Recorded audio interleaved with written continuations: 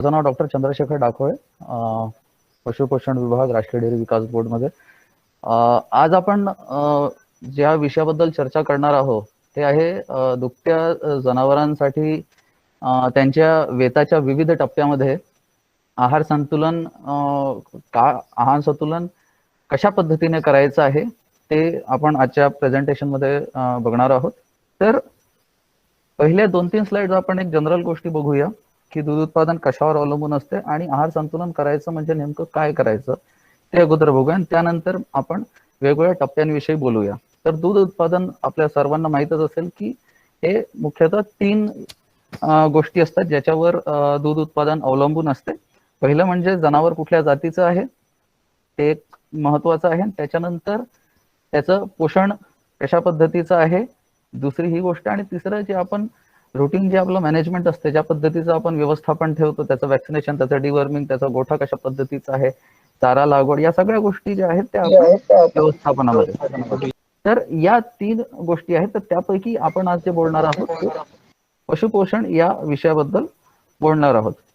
तर जर आहार संतुलन करायचं म्हणजे काय करायचं, तर जे पोषक तत्व जनावरांना पाहिजे असतात, जनावरांना किंवा कुठल्याही जीवाला ते 6 पोषक तत्व असतात. जर हे 6 पोषक तत्व जर योग्य पद्धतीने आणि योग्य प्रमाणामध्ये जर देता आले तर ते त्याचे जे न्यूट्रिशनचे डेफिशियन्सीचे जे प्रॉब्लेम्स असतात ते सगळे येणार नाही आणि प्रोडक्शनवर त्याचा परिणाम होणार नाहीत. तर ते 6 पोषक तत्व, हेच 6 पोषक तत्व जे दुधात असतात ते चाऱ्यामध्ये पाहिजेत आणि योग्य प्रमाणात. म्हणजे पहिलं म्हणजे पाणी, त्याच्यानंतर कार्बोदके, प्रथिने, त्यानंतर फॅट किंवा स्निग्धांश ज्याला म्हणू आपण, खनिज आणि विटामिन, या 6 पोषक तत्वांना आपला प्रयत्न असतो की जास्तीत जास्त संतुलित प्रमाणात यातला देता आलं पाहिजे. तर आता आपण बघूया की हे जे वेतातील विविध टप्प्यांबद्दल जे आज आजच्या प्रेझेंटेशनच्या टायटलमध्ये देण्यात आलेलं आहे. तर विविध टप्पे म्हणजे काय, तर याला आम्ही 4 भागामध्ये म्हणजे आजच्या प्रेझेंटेशनला डिवाइड केलं आहे. पहिलं आहे की विल्यानंतरचे पहिले 3 महिने किंवा पहिले 100 दिवस त्याच्यामध्ये कशी काळजी घ्यायची आहे. त्याच्यानंतर 4थ्या महिन्यापासून तर 6व्या महिन्यापर्यंत म्हणजे त्याच्यानंतरचे 100 दिवस जवळपास, आणि त्यानंतर शेवटचे 3 महिने म्हणजे 7व्या महिन्यापासून पुढे जोपर्यंत ती गाय दूध देईल तिथपर्यंत. आणि 4था जो काळ आहे तो म्हणजे भाकड काळ, तो जवळपास 2 महिन्याचा असायला पाहिजे. तर अशा पद्धतीने आपण एक अर्ली लॅक्टेशन म्हणजे पहिले 3 महिने, मिड लॅक्टेशन म्हणजे मधले 3 महिने, 4 महिने ते 6 महिने, त्यानंतर लेट लॅक्टेशन म्हणजे 7व्या महिन्यापासून पुढे, आणि ज्यावेळी ती भाकड असेल आणि गाभण असेल त्यावेळीचा काळ. तर या 4 टप्प्यांमध्ये आपण बघणार आहोत की कशा पद्धतीने आहार संतुलन करणे गरजेचे आणि कशा पद्धतीने आपण करू शकतो. तर 2 जर वेत बघितले तर 2 वेतांच्या मध्ये जर बघितलं, 2 वेतातील जे अंतर जे सांगितलं जातं की हे 12 ते 13 महिन्यापर्यंत असायला पाहिजे, आयडियली असायला पाहिजे. आणि त्यामध्ये पण जवळपास 10 महिन्यापर्यंत ती गाय किंवा म्हशीचं दूध उत्पादन कंटिन्युअसली पाहिजे आणि त्याच्यानंतर ते जवळपास 60 दिवस किंवा 2 महिने ती भाकड असायला पाहिजे.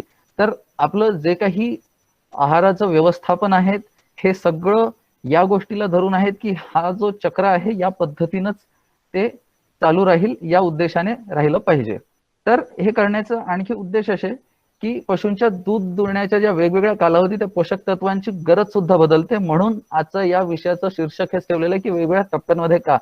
तर याचं उद्दिष्ट राहील की दूध उत्पादन टिकवून ठेवणे, त्यानंतर वेळेवर गर्भधारणा म्हणजे विल्यानंतर जे 2 ते 3 महिन्यांमध्ये ती वेळेवर माझावर आली पाहिजे आणि फळवल्या गेली पाहिजे. आणि त्याच्यानंतर जे उत्पादन संबंधी रोग आहेत, पर्टिक्युलरली जे हायल्डिंग अॅनिमल्स आहेत, जास्त दूध देणाऱ्या गाई म्हशी आहेत, त्यांच्यामध्ये जे मेटाबॉलिक डिसीजेस होणार नाहीत, मेटाबॉलिक प्रॉब्लेम्स, चयापचय संबंधी काही आजार येणार नाहीत, या सगळ्याची आपल्याला काळजी घ्यायची आहे. तर ह्या सगळ्या गोष्टी, हे उद्दिष्ट आहेत या प्रबंधनासाठीचे. तर सुरुवात करूया की विल्यानंतरचे पहिले 3 महिने. तर विल्यानंतरच्या पहिल्या 3 महिन्यामध्ये काय बदल घडतो, तर आहारातून जे पोषक तत्व गाईला किंवा म्हशीला मिळतात ते पूर्णपणे दुधामध्ये ट्रान्सफर होतात. त्याच्याशिवाय आहारातूनच नाही तर शरीरातून सुद्धा जे पोषक तत्व असतात ते सुद्धा दुधामध्ये जातात. म्हणजे दुधामध्ये जे पोषक तत्व येत आहेत त्याचे 2 सोर्सेस आहेत. पहिलं आहारातून मिळणारं आणि दुसरं शरीरातून सुद्धा पोषक तत्व कमी होत जातात. तर आहारातील आणि शरीरातील ऊर्जा ही दुधाकरिता जात असते. याच पिरियडमध्ये दुधाचं उत्पादन सुद्धा सर्वाधिक असते. आणि आणखी एक महत्वाचं म्हणजे या वेळेवर या या पहिल्या 2-3 महिन्यांमध्ये आहाराचे सुद्धा जनावरांचं जे इनटेक आहे, सेवन आहे, ते सुद्धा कमी असते. आणि या सगळ्या कारणांमुळं गाईचं किंवा म्हशीचे जे शारीरिक वजनामध्ये कमी येते. तर त्यावेळी जो बॉडी कंडिशन स्कोर आहे किंवा शारीरिक जी स्थिती असते गाई म्हशींची ती कशी असते, तर विण्या अगोदर तुम्ही बघू शकता ते डावीकडे जे पहिली गाय आहे तिची कंडिशन बघू शकता, आणि त्याच्यानंतर पहिल्या 50 दिवसात आणि त्याच्यानंतरच्या 50 दिवसानंतर त्याचा जो बॉडी कंडिशन स्कोर आहे किंवा शारीरिक स्थिती आहे ती कशा पद्धतीने कमी होते. आता ही कमी का होते आणि त्याच्यामुळे काय परिणाम होऊ शकतात ते आपण पुढच्या स्लाइड्स मध्ये बघूया. तर याचे परिणाम मात्र एक असतात की दोन महत्वाचं, की तिची जेवढी त्या गायीची अनुवांशिक क्षमता आहे दूध देण्याची ती तिथपर्यंत देऊ शकणार नाही, आणि त्याच्यानंतर फर्टिलिटीचे प्रॉब्लेम्स पण तिच्यामध्ये येतील.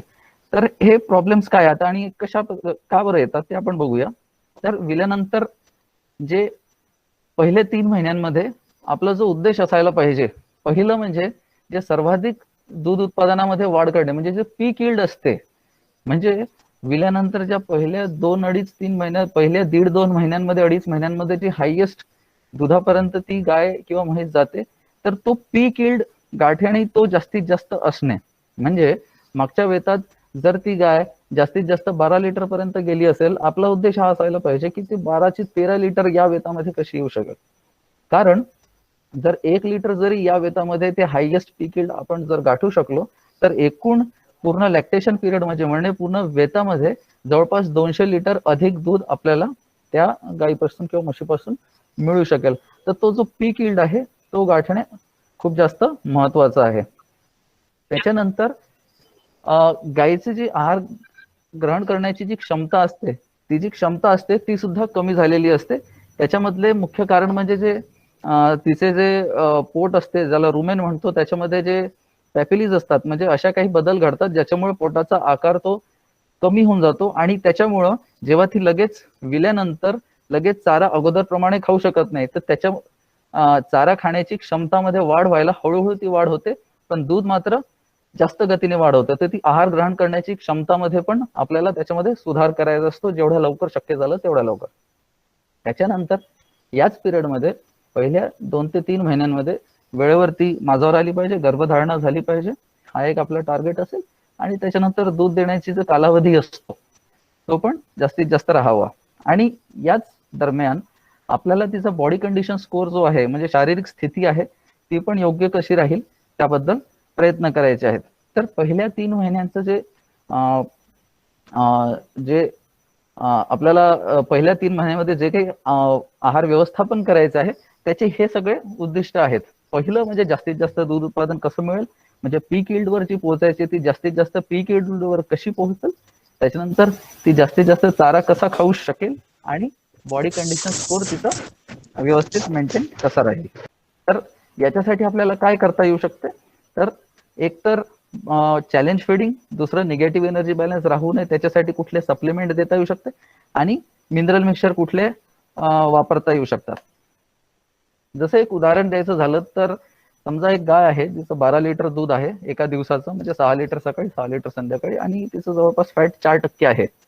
तर तिला चारा देताना, म्हणजे या गायीचं जर उदाहरण बघायचं झालं तर किती आहार दिला पाहिजे, तर ते बघूया. पहिलं म्हणजे हिरवा चारा, वाळला चारा, त्याची गोष्ट करूया. तर हिरव्या चाऱ्यामध्ये ऑफकोर्स जर आयडियल बघायचं झालं तर एकदल आणि द्विदल चारा दोघांचे कॉम्बिनेशन जर आपल्याकडे असेल आणि एकत्र करून देता आलं तर ते बेस्ट आहे. कारण हिरवा चारा जेवढा जास्त असेल तेवढा आपल्याला पशुखाद्याची गरज कमी पडेल. त्यासोबतच जर द्विदल चारा पण आपल्याला मिळू शकला तर कॅटल फीडची रिक्वायरमेंट आणखी जास्त कमी होईल. कारण प्रोटीन बॅलन्स करण्यासाठी बरेचदा एनर्जी जास्त दिली जाते आणि त्याच्यामुळे टोटल फीड इंटेक जास्त होऊन जातं. सो त्याच्यामुळं जर एकदल सोबत द्विदल चारा जरी असेल तर ते एक बेस्ट कॉम्बिनेशन आपल्यासाठी राहू शकतं. तर ते जवळपास 15 ते 20 किलो किंवा कमीत कमी 15 किलो. त्याच्यानंतर कुटार खूप जास्त पहिल्या 3 महिन्यांमध्ये खाणार नाही तर 3 ते 4 किलो कडबा किंवा कुटार वाळलेला चारा आपण या ठिकाणी देऊ शकतो. त्याच्यानंतर पशुखाद्य जवळपास 5 किलो. आता हे जर पहिल्या 3 महिन्यांमध्ये जेव्हा आपल्याला तिचं मिल्क प्रोडक्शन जास्तीत जास्त घ्यायचं आणि जास्तीत जास्त ती वरपर्यंत गेली पाहिजे दुधामध्ये, म्हणून इथे आपण कॅटल फीड चांगल्या क्वालिटीचं देण्याचा प्रयत्न करू. चांगल्या क्वालिटी म्हणजे BIS 1 आणि 2. BIS 1 म्हणजे त्याच्यामध्ये 22% प्रथिने आणि फॅट 4% असते. हे आम्ही इथे सजेस्ट करतो कॅटल फीड. आणि सोबत हे अर्ली लॅक्टेटिंग म्हणजे नवीन व्यायलेली आताच विलेली आहे, तर तिच्यामुळे दूध देणाऱ्या कुठल्याही जनावरांमध्ये एनर्जी हे एक क्रिटिकल कंपोनंट असते, क्रिटिकल एक न्यूट्रिएंट असते.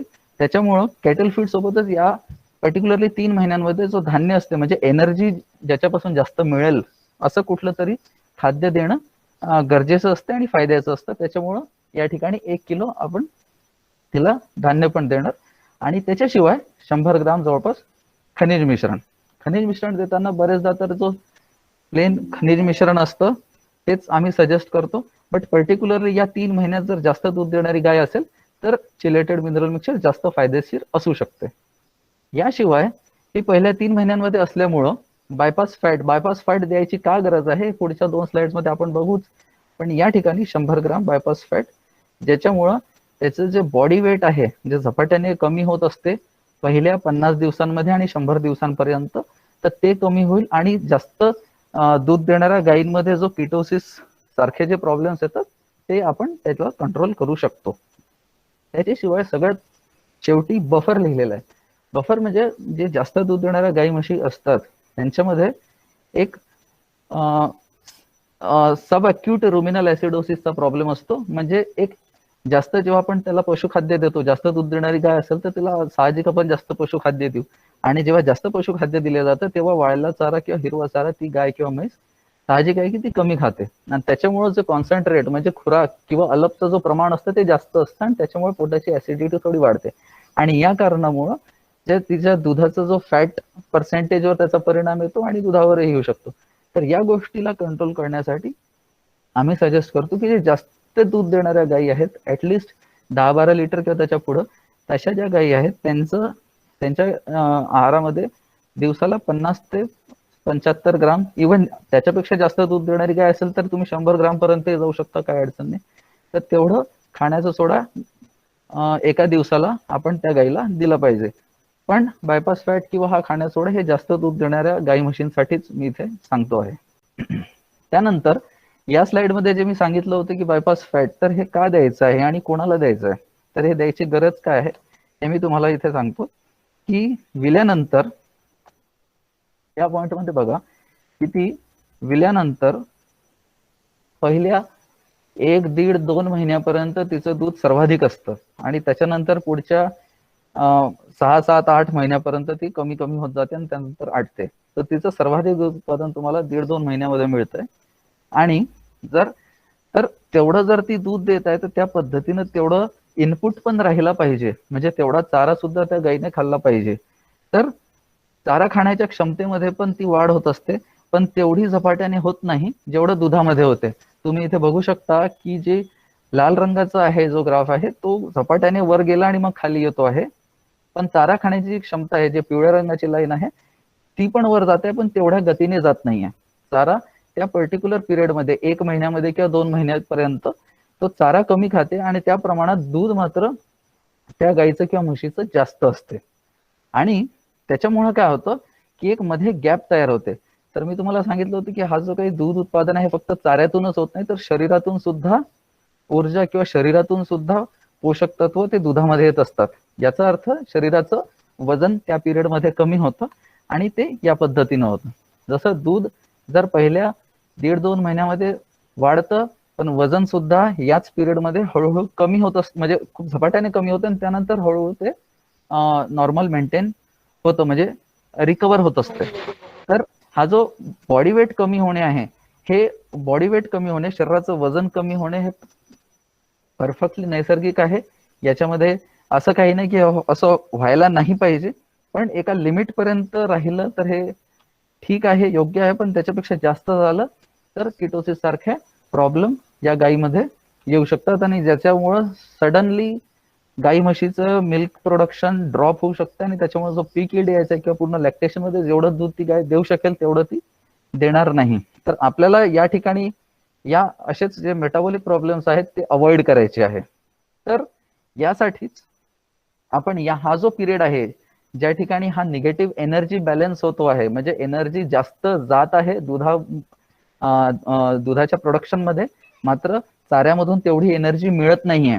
तर त्याच्यासाठी आपण बायपास फॅट सजेस्ट करतो. बायपास फॅट सजेस्ट का करतो? कारण बायपास फॅट मध्ये हे जे धान्य असते त्याच्यामधून सुद्धा ऊर्जा मिळते, पण दुप्पटपेक्षाही जास्त ऊर्जा फॅट मधून मिळत असते. आणि असं जर वेगळं फॅट दिलं तर त्याच्यामुळं इनडायजेशनचे प्रॉब्लेम गाई म्हशींना येऊ शकतात, म्हणून बायपास फॅट सजेस्ट केलं जातं. अर्थात हे पुन्हा जे जास्त दूध देणाऱ्या गाई म्हशी आहेत, 8-10 लिटर आणि त्याच्या पुढे जे आहेत त्यांना द्यायची गरज आहे. तर याच्यामुळे होणार काय आहे, तर जी ऊर्जेची कमतरता आहे आणि त्याच्यामुळे जे त्याच्या शारीरिक स्थिती म्हणजे बॉडी कंडिशन स्कोर जो कमी झालेला आहे त्याच्यामध्ये सुधारणा व्हायला लवकर मदत होईल. बॉडी वेट मध्ये जे कमी होते ते एका लेवल पर्यंत येईल, त्याच्यापेक्षा जास्त होणार नाही. त्याच्यानंतर जे दूध जे पोषक तत्वांची गरज आहे, पर्टिक्युलरली एनर्जी आणि कॅल्शियम याची गरज याच्यावरून पूर्ण होईल आणि त्याच्यामुळे फर्टिलिटी सारख्या प्रॉब्लेम्स मध्ये पण अडचणी येणार नाहीत. आणि ऑफकोर्स सगळ्यात महत्वाचं म्हणजे मेटाबॉलिक प्रॉब्लेम्स किंवा चयापचय संबंधी जे आजार आहेत त्यावर आपण कंट्रोल करू शकतो. तर हे किती द्यायचं आहे, तर हे 100 ते 150 ग्राम पर्यंत आपण देऊ शकतो किंवा मशीनमध्ये 150 ते 200 ग्राम पर्यंत देऊ शकतो. आणि हे कधी द्यायचं आहे, तर विण्याच्या आपण 1-2 आठवडे अगोदर सुरू करायचं. कारण आपल्याला माहित असते ती गाय किती लिटर दुधापर्यंत मागच्या वेतात गेली होती. जर जास्त दुधाची असेल तर हे अगोदर पासून आपण हे यासारखे प्रॉब्लेम अवॉइड करण्यासाठी आपण हे विण्याच्या अगोदर 1-2 आठवडे अगोदर सुरू करायचं आणि त्याच्यानंतर 2 ते 3 महिन्यापर्यंत त्याला कंटिन्यू करायचं आणि त्याच्यानंतर आपण हे बंद करू शकतो. दुसरी गोष्ट एक आणखी एक टर्मिनॉलॉजी असते ज्याला चॅलेंज फीडिंग म्हणतात. ते सुद्धा आपण विल्यानंतर जो म्हणजे विल्याच्या पहिल्या 3 महिन्यात आपण हे करू शकतो. म्हणजे चॅलेंज फीडिंग म्हणजे काय, तर अनुवांशिक क्षमतेनुसार दूध उत्पादन जर पाहिजे असेल किंवा त्या लेवल पर्यंत आपल्याला न्यायचं असेल तर त्या पद्धतीने खाद्याचे प्रमाण वाढवणे. म्हणजे काय की विल्यानंतर लगेच दुसऱ्या आठवड्यापासून जो आपण नियमित आहार देतो, जेवढं तिचं दूध आहे, जेवढं प्रोडक्शन आहे त्याच्यानुसार तर द्यायच, पण त्याच्याशिवाय अतिरिक्त अर्धा किलो किंवा 1 किलो किंवा 1.5 किलो अतिरिक्त पशुखाद्य किंवा धान्य अधिक चालू करावे. तसेच याला वाढत्या दुधासोबत यालाही थोडं थोडं वाढवावं. म्हणजे उदाहरण द्यायचं झालं तर जर समजा माझ्या गाईचं दूध जर 14 लिटर असेल, 7 लिटर सकाळी 7 लिटर समजा, तर तिला आहार मात्र 15 लिटर किंवा 16 लिटर करिता द्यावा. That is challenge feeding. म्हणजे तिला आपण चॅलेंज करतो आहे की अजून थोडं जास्त देऊन जर तिचं दूध वाढू शकतं का त्यासाठीचा प्रयत्न करणे. आणि जर दूध उत्पादन वाढवल्यानंतर खाद्य किंवा आहार वाढवल्यानंतर सुद्धा दूध उत्पादन तेवढंच राहत असेल तर आपण त्याच कंडिशनवर म्हणजे मग त्याच्यानंतर खाद्य वाढवायचं नाही, जेवढं दूध असेल त्याच्यानुसारच तिला चारा द्यायचा. तर हे होतं पहिल्या 3 महिन्यांमध्ये आपण कशा पद्धतीने काय कुठल्या गोष्टीची काळजी घेतली पाहिजे. आणि त्याच्यामध्ये आपण उदाहरण पण बघितलंय का 12 लिटर गाईचं किती जे काही खाद्यपदार्थ किती द्यायचे आहेत ते सगळं बघितलं.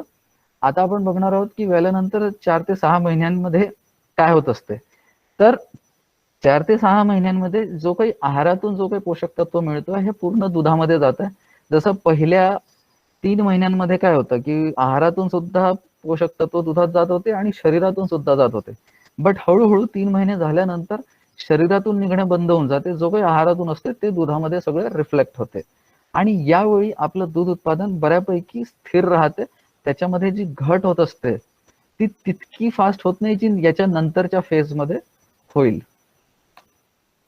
तर हा जो मधला टप्पा आहे 4 ते 6 महिन्याचा, याच्यामध्ये काय आपले टार्गेट्स असायला पाहिजे, तर चारा खाण्याची जी क्षमता आहे त्या गायीची किंवा म्हशीची ही जास्त बेटर अगोदरपेक्षा जास्त राहिली पाहिजे. कारण ज्या पहिल्या 3 महिन्यांमध्ये तिचं वजन कमी झालेलं आहे ती लवकर रिकवर होणे गरजेचं आहे. त्याच्यानंतर दूध उत्पादनामध्ये जास्तीत जास्त स्थिरता राहावी, ती खूप लवकर कमी व्हायला पाहिजे नाही. कारण बरेचदा आपल्याकडे गाई 5-6 महिन्यात आटून जाते किंवा 6-7 महिन्यात आटून जाते. तिला आपण जास्तीत जास्त दिवस ती कंटिन्यू राहायला पाहिजे, हा एक टार्गेट असेल. त्याच्यासाठी हा जो मिडचा फेज आहे खूप महत्वाचा आहे. आणि इथून पुढे आपल्याला चाऱ्याचा खर्च सुद्धा कमी करायचा आहे, कारण पहिल्या फेजमध्ये आपण बऱ्याच गोष्टी बघितल्या आणि त्याच्यामध्ये बरेच खर्च झालेत. पण इथून पुढे आपल्याला थोडे लिमिटेशन्स सुद्धा ठेवायचे आहेत. यावेळी त्याचे फर्टिलिटीचे सगळ्या कुठल्या गोष्टी किंवा अडचणी राहिल्या नाही पाहिजे. यावेळी गाय ती गाभण असायला पाहिजे आणि तिची बॉडी कंडिशन स्कोर अगोदरपेक्षा पहिल्या 2 महिन्यात किंवा 3 महिन्यात जी बॉडी कंडिशन होती ती आता अगोदरपेक्षा बेटर असायला पाहिजे. तर या मधल्या फेजमध्ये या काही गोष्टींचं माझं टार्गेट्स असतील. तर याच्यासाठी काय, तर एक उदाहरण जर द्यायचं बघितलं तर वेळेनंतर जे 4 ते 6 महिने आहेत त्यावेळी समजा ती गाय आहे, तिचं वजन, गाय किंवा म्हैस आहे, समजा तिचं वजन 400 किलो आहे आणि तिचं 10 लिटर दूध आहे दोन्ही वेळेचं मिळून, आणि समजा एक 4% तिचं फॅट असेल, तर मी काय करेन, किती चारा द्यायला पाहिजे. तर यावेळी अर्थात एकदल आणि द्विदल चारा नेहमी ऑलवेज एक बेस्ट कॉम्बिनेशन असेल. शक्य झालं तर त्या पद्धतीने द्या किंवा ऍटलिस्ट एकदल चारा तर असावाच. तर जवळपास 15 किलो हिरवा चारा आणि द्विदल चारा कमीत कमी एवढं. त्याच्याशिवाय या ठिकाणी आपण कडबा आणि कुटार वाढवलेला आहे, कारण या ठिकाणी त्याचं जे ड्राय मॅटर इंटेक आहे, म्हणजे चारा खाण्याची जी क्षमता आहे ती अगोदरपेक्षा बेटर झाली असते. त्याच्यामुळे वाळलेला चारा आपण थोडा जास्त वाढवलेला आहे. याच्याशिवाय पशुखाद्य आणि धान्य हे जवळपास आपण 4-4.5 किलो घेतलेलं आहे आणि खनिज मिश्रण एवढ्या गोष्टी ठेवलेल्या आहेत. या ठिकाणी खाण्याचा सोडा तेव्हाच द्यायचा जेव्हा दूध उत्पादन 10 लिटर किंवा त्याच्यापेक्षा जास्तच असेल, किंवा खुराक ही आपण 5 किलो त्यापेक्षा अधिक देतो आहे दिवसाला, तर त्या कंडिशनमध्ये खाण्याचा सोडा देऊ शकतो. अदरवाईज या फेजमध्ये गरज नाही. अर्थात मी तुम्हाला सांगितलंच होतं हे का द्यायचं आहे, कारण त्यावेळी आपण कॅटल फीड किंवा कुठलीही कॉन्सन्ट्रेट किंवा कुठलीही जे खुराक असते किंवा अलप असतो त्याचं प्रमाण जास्त असते आणि त्या मानाने तिचं चारा किंवा वाळला चारा किंवा हिरवा चारा कमी खाईल आणि त्याच्यामुळं ऍसिडोसिसचे प्रॉब्लेम येऊ शकतात. ऍसिडोसिस म्हणजे तेवढं दिसणार नाही, पण ते खूप कमी स्वरूपाचा तो एक ऍसिडोसिस राहू शकतो, जो कळणार पण नाही आणि दिसणार पण नाही, बट त्याच्यामुळे जो फॅट मध्ये जो प्रॉब्लेम यायचा तो येऊन जातो. त्याला अवॉइड करण्यासाठी खाण्याचा सोडा आपण या ठिकाणी देऊ शकतो. ओके, सो हे झालं मधली फेज, ज्याच्यामध्ये 4 ते 6 महिन्यांचा जो पिरियड होता. त्याच्यानंतर विल्यानंतर 7 महिन्यापासून पुढे, 7 महिन्यापासून 9 महिने किंवा 10 महिन्यांपर्यंत काय करायचं आहे, तर या ठिकाणी जो काही चारा खाल्ला जातो तो सगळं, तो त्यातलं काही भाग दुधामध्ये येतो आणि काही पोषक तत्व ते शरीरासाठी येतात. आणि हा पिरियड असतो ज्यावेळी ती जास्तीत जास्त बॉडी रिकवर होत असते गाय म्हशींची आणि ती पुढच्या वेतासाठी तिचं शरीर तयार होत असते. तर चाऱ्यातील पोषक तत्वांचा जो वापर असतो हा शारीरिक स्थितीमध्ये सुधारणा करण्यासाठी आणि दूध उत्पादनासाठी, हे दोन्ही ठिकाणी हे पोषक तत्व डायव्हर्ट होतात. आणि या पिरियडमध्ये अर्थातच दुधात घट हे अगोदरपेक्षा जास्त झालेली असते. जनरली 10% पर्यंत झाली तर ठीक आहे महिन्याला, त्याच्यापेक्षा जास्त व्हायला नको. तर यावेळी आपलं टार्गेट काय असेल, तर एक, जनावर लठ्ठ होण्यापासून आपल्याला टाळायचं आहे. चारा खाण्याची क्षमता यावेळी सर्वाधिक असेल. आणि दुसरं, दूध उत्पादन जास्तीत जास्त टिकवून ठेवणे, कारण आता 7 महिने किंवा 6 महिने झालेले आहे, 7वा महिना सुरू झालेला आहे म्हणजे विल्यानंतरचा. तर इथून पुढे जेवढे जास्त दिवस दूध उत्पादन राहील तेवढं जास्त चांगलं राहील. आणि आता यानंतर आपल्याला भाकड काळ पण येणार आहे, तर त्यानुसार आपल्याला आहार संतुलन किंवा व्यवस्थापन करायचं आहे. तर त्यावेळी मी किती देईल, तर यावेळी समजा अगेन 30 गाय आहे, वजन समजा 400 किलो असेल, फॅट 4% असेल, आणि यावेळी समजा 6 महिन्यानंतर ते दूध 7 लिटरवर आलं, तर किती, तर अर्थात हिरवा चारा 10 ते 15 किलो, वाळलेला चारा यावेळी आणखी मी थोडं जास्त ठेवील. ते जवळपास मागच्या वेळी 6 किलो ठेवलं, तर आता मी 7 किलो पर्यंत कडबा किंवा कुटार देण्याचा प्रयत्न करेल. आणि इथे पशुखाद्य मात्र थोडं कमी करेल. आणि जर ॲनिमल जर ड्राय असेल तर 1.5 ते 2 किलो पशुखाद्य, आणि सोबत जर गाभण असेल तर अर्धा किलो सारखी अतिरिक्त देईल. आता एक प्रश्न हा येतो की हे तर झालं की पर्टिक्युलर तेवढ्या दुधामध्ये केवढा चारा द्यायचा आहे आणि हे ते एक उदाहरण मी दिलं. बट अर्थात जर तुम्हाला तुमच्या गाई म्हशीच्या दुधानुसार तुम्हाला जर ते करून बघायचं असेल तर यासाठी ई गोपाल ऍप आहे, जे आपण पुढे मी सांगणारच आहे.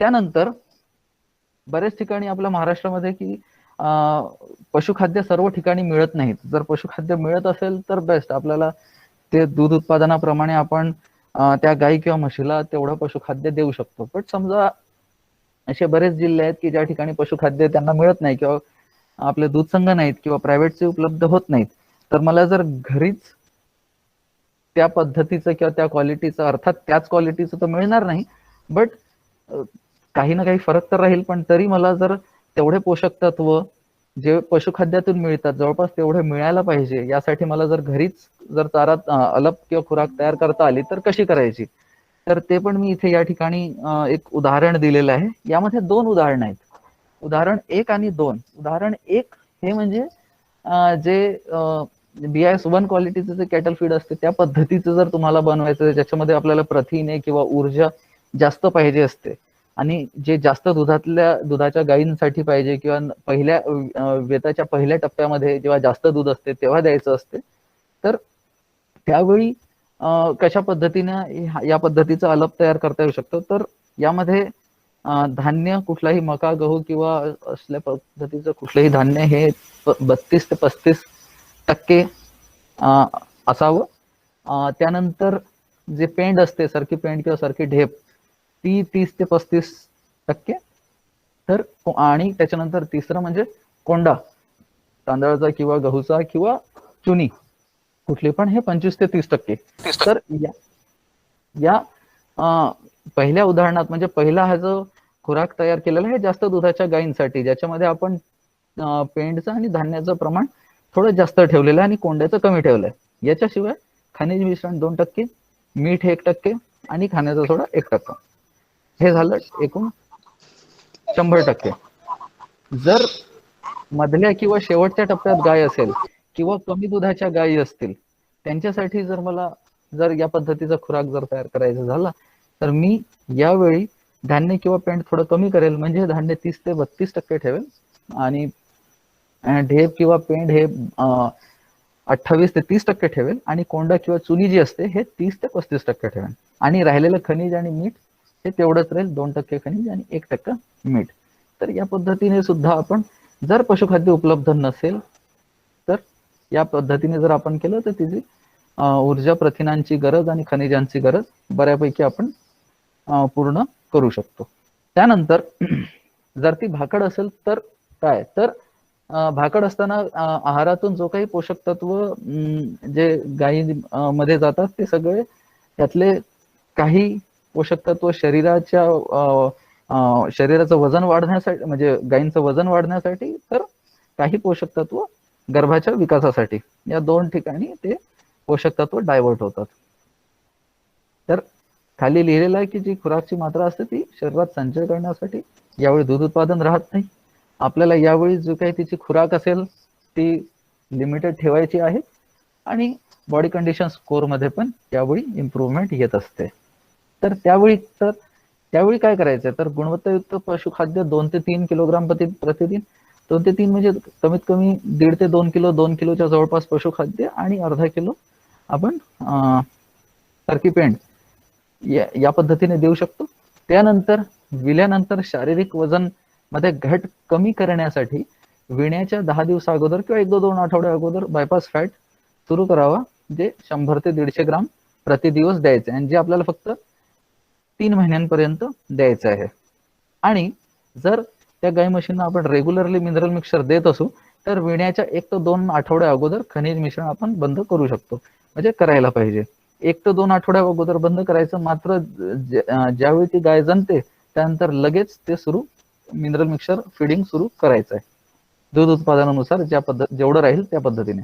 आणि शेवटी तर आता हे यामध्ये उदाहरण तर मी दिलंच, बट जर आपल्याला हा जो आहार संतुलन स्वतः करायचा आहे आणि टेक्नॉलॉजीच्या माध्यमातून करायचं आहे, कारण हे तर सगळं झालं आपण एक आपल्या अंदाजाने देतो, आपल्या अनुभवाप्रमाणे देतो, पण अनुभवाप्रमाणे देतो याचा अर्थ असं नाही की ते आपण परफेक्टली देत असू, ते शास्त्रोक्त पद्धतीने देता आला पाहिजे.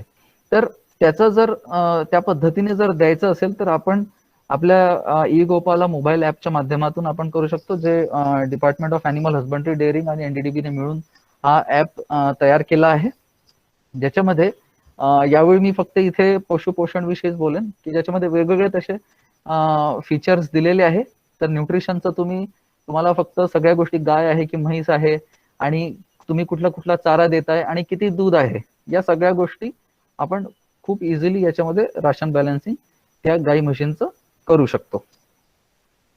तर काही लक्षात ठेवण्यासारख्या गोष्टी म्हणजे अशा की प्रजननच्या कार्यक्षमतेसाठी ऊर्जा, प्रोटीन, मिनरल, विटामिन हे सगळे खूप महत्वाचे आहेत. निगेटिव्ह एनर्जी बॅलन्स टाळण्यासाठी तर म्हणता येणार नाही, निगेटिव्ह एनर्जी बॅलन्स तर राहील, म्हणजे जे ऊर्जेची कमतरता आहे पहिल्या 2-3 महिन्यांमध्ये ती कमी तर राहील, पण ती एका लिमिटपेक्षा जास्त नसावी, आणि त्याच्यासाठी जास्त दूध देणाऱ्या गाई म्हशींना आपण बायपास फॅट देऊ शकतो.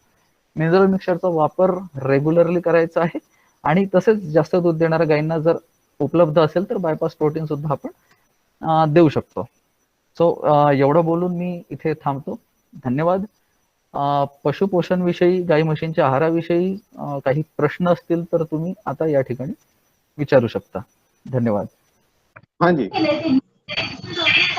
हाँ सर, अगर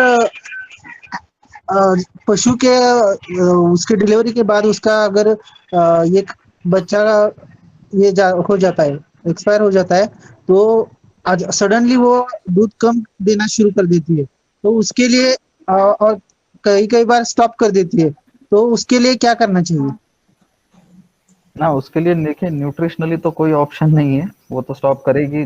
जो भी हमारे यहाँ पे जुगाड़ करते हैं वही एक ऑप्शन है। जैसे आपको पता ही होगा, पर्टिकुलरली भैंसों में ये ज्यादा प्रॉब्लम होती है, वो टोटली बंद कर देती है। तो उसमें तो बस न्यूट्रिशनली कोई उसमें उपाय नहीं है जी। और किसी का कोई सवाल हो तो पूछिएगा। चलिए, तो आज का कार्यक्रम जो है हम यहाँ पे समाप्त करेंगे। डॉक्टर चंद्रशेखर का मैं खास करके बहुत धन्यवाद करना चाहूंगा कि अपने इतना विस्तार में इस विषय के ऊपर सभी को सिंपल भाषा में और सबको समझने जैसा बताया। बहुत बहुत धन्यवाद डॉक्टर चंद्रशेखर। और महाराष्ट्र से जुड़े सभी भाई बहनों का मैं बहुत बहुत धन्यवाद देना चाहूंगा कि आपने इस कार्यक्रम को पूरा अंत तक सुना। अंत तक जो है 60 से ज्यादा लोग जुड़े हुए थे। बहुत बहुत धन्यवाद सभी का।